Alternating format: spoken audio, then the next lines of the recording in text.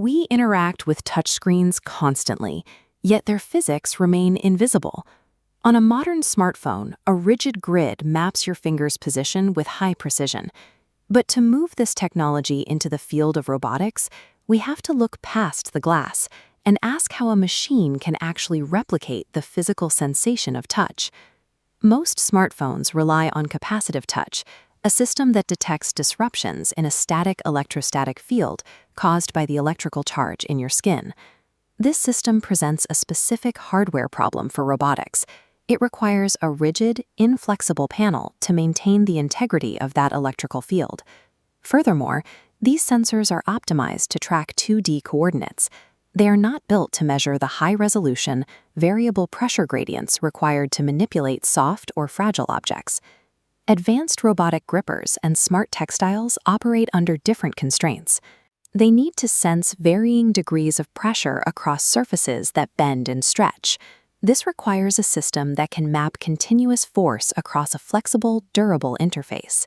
This leads to electronic skin, or e-skin. This technology uses a different approach called resistive touch to solve the problem of flexibility and force.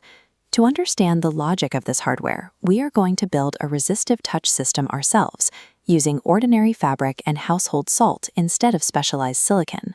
By using these basic materials, we can see the naked physics that allow a machine to sense its environment.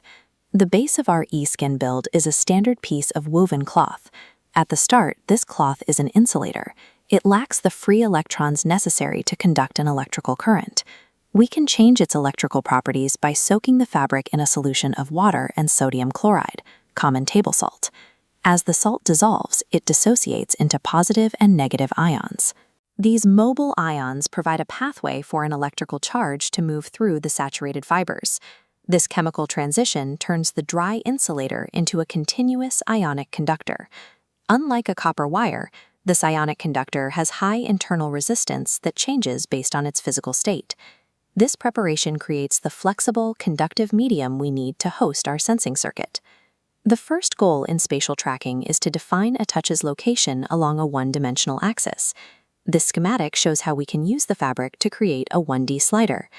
We connect a 5-volt power supply to the far right edge of the damp cloth. The opposite left edge is connected to ground, representing 0 volts. This setup creates a continuous electrical gradient across the fabric. In electronics, this configuration functions as a physical voltage divider. Because the saltwater's resistance is evenly distributed, the voltage drops in a perfectly linear fashion from 5 volts to 0.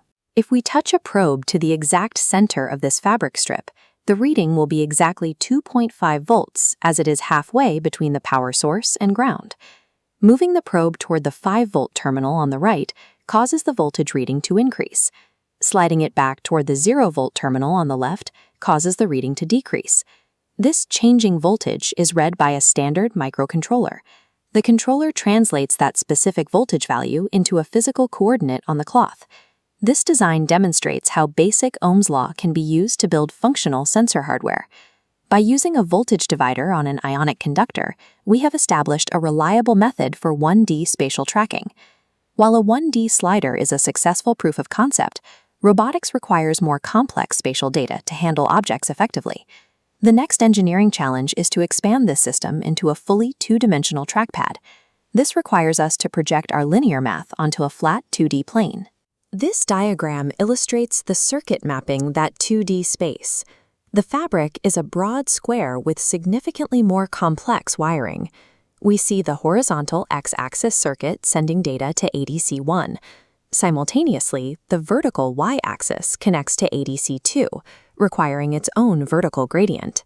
However, a problem emerges when we try to run both gradients through the same unsegmented piece of fabric at the same time. When both circuits are active, the electrical signals interfere. The voltage required for the x-axis bleeds into the y-axis, shifting its baseline and creating an inconsistent reference point. This crosstalk results in corrupted data, making it impossible to calculate an accurate position. A simple static voltage divider cannot solve a problem with this level of dimensional complexity. To resolve this, we need to apply a logic called multiplexing. Multiplexing allows us to isolate these signals, either by switching between them very quickly in time or by separating them in space. Implementing multiplexing logic is the next structural requirement for this eSkin hardware build. Developing advanced touch sensors is more than a matter of using flexible materials. It requires hardware logic that can isolate and interpret these overlapping streams of physical data.